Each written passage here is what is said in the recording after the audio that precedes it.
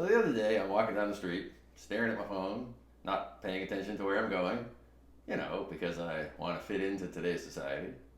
And a philosophy video pops up. A philosopher talking about love and vulnerability. That love means showing your vulnerable side. Now that sounds sweet. Romantic even. But is it right? Is true love vulnerability? In this video, I'll tell you why not.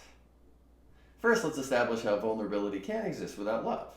I was vulnerable when I was staring at my phone, not paying attention to traffic, but that's a far cry from love. More generally, we know vulnerability is not always an act of love. You might be willing to be vulnerable in front of your therapist, but you might not even know the first thing about your therapist as a person. What's their favorite movie? Do they have a family? Do they even like you? I hope. You pay a therapist to help you work through your thoughts and feelings. And to do that effectively, you need to be vulnerable. But you needn't love them, and they certainly needn't love you. Vulnerability also has an uneasy relationship to power.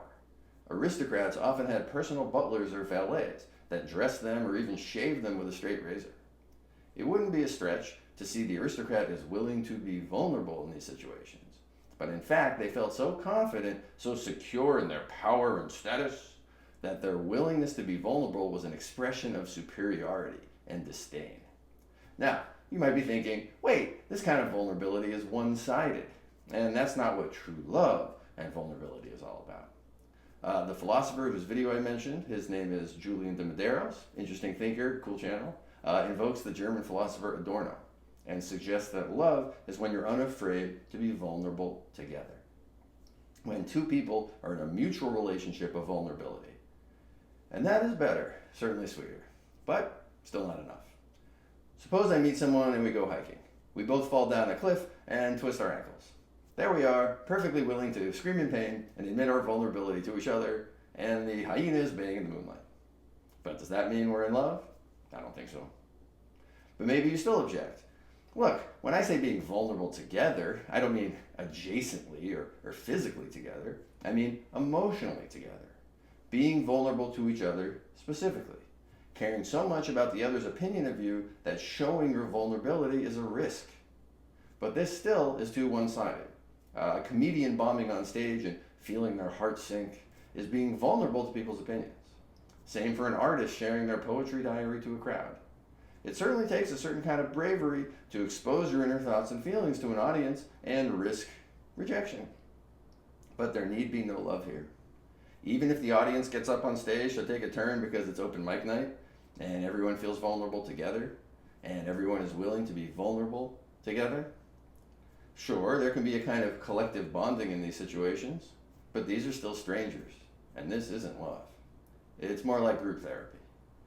You don't really know these people, and they don't really know you.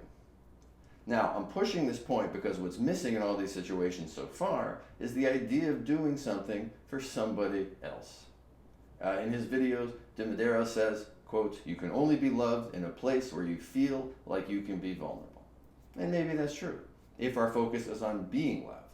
But being loved or receiving love is not necessarily the most important thing. Giving love is. True love involves giving to the object of your love. It's devotion to the object of your love. And here I prefer the German philosopher and psychologist Erich Fromm to Adorno. Love for Fromm is an activity. It's something you do actively. It's not passivity or something you receive. When you love your child, you give to them. You're devoted to them. When you love your spouse, you give to them. You're devoted to them. When you love humanity, you do what you can to make the world a better place. In these cases, what makes it love is the service and devotion to the object of your love. It is the commitment to do what the love object needs or wants from you, even if it's hard or if you're not in the mood. When your child or spouse or humanity needs something, you answer the call.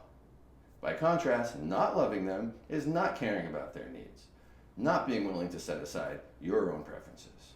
A selfish parent puts themselves first, as does a selfish lover. Loving is giving, not receiving. But here's where vulnerability does come back into the picture. Willingness to prioritize the other makes you vulnerable to them, to exploitation, or being taken for granted. Maybe your kid is ungrateful. Maybe your spouse expects you to wait on them hand and foot. Maybe nobody appreciates your tireless commitment to the tired, the poor, the huddled masses yearning to be free.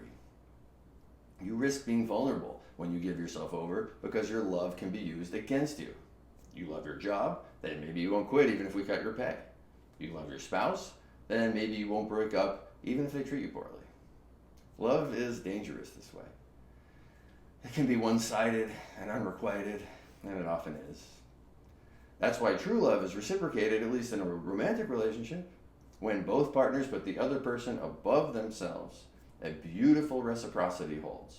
Not a transaction or a tit for tat or quid pro quo, but rather a relationship of true mutual service and devotion. I put your needs first, and you put mine first. And this is why loving one's children, or one's country, or humanity can be so much more difficult, because they might not return the favor. But perhaps one has to soldier on, even knowing one might not be loved in return. And it's a tricky decision. We all need to figure out for ourselves how much loving is too much, or is too unhealthy. When we put another before ourselves and make ourselves vulnerable to rejection or exploitation or manipulation, before we can decide we need to love ourselves more than another, before there's no more self to give, and we get absorbed into the larger love object. The line between self and other being blurry is also why many see, or perhaps confuse, love with absorption or merger into something higher. If loving is proportional to giving, then that seems to imply that the truest love is giving until one has nothing left to give, and one simply loses oneself into the love object. But this is deeply unhealthy and unsustainable.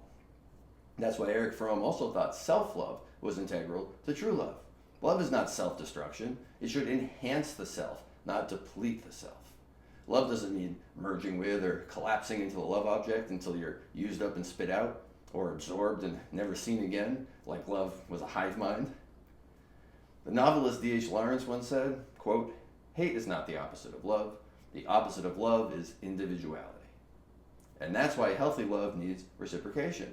When your loved one loves you, they will help you keep your individuality and not demand that you give to them until there's nothing left.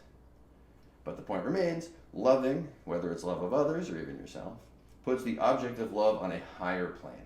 It is that which one serves or is devoted to. It's not about being vulnerable. It's about creating a loving condition that makes you vulnerable in the act as a side effect, because you're willing to put yourself second and the loved one first. Still, there's one last way vulnerability does return to love, and that's the flip side of the vulnerability equation. It's not about you being vulnerable to them. It's about your partner being vulnerable to you. Sometimes people are afraid to be vulnerable because they don't want to reveal their weak side or their ugly side. They're afraid of judgment and perhaps losing love. It's not unreasonable. We often love something when we idealize it or put it on a pedestal. And when we realize someone isn't perfect and that honeymoon phase ends, we might find ourselves falling out of love. So what real loving means is still loving someone even when they're vulnerable. It means still idealizing and romanticizing someone even when they show their quirks or weirdness or even jerkitude, which is a word. It means being devoted to someone when they're cranky or mean or ugly crying. That's when you know you really love them. It's not about your willingness to be vulnerable or theirs. It's about your willingness to love them, vulnerability and all. That's love. That's amore. So any questions, comments, concerns, angry fists? Let me know in the comments. And remember, folks, love may be all you need, but liking and subscribing doesn't hurt. So like and subscribe for more answers to all your philosophical questions. Thanks, friends.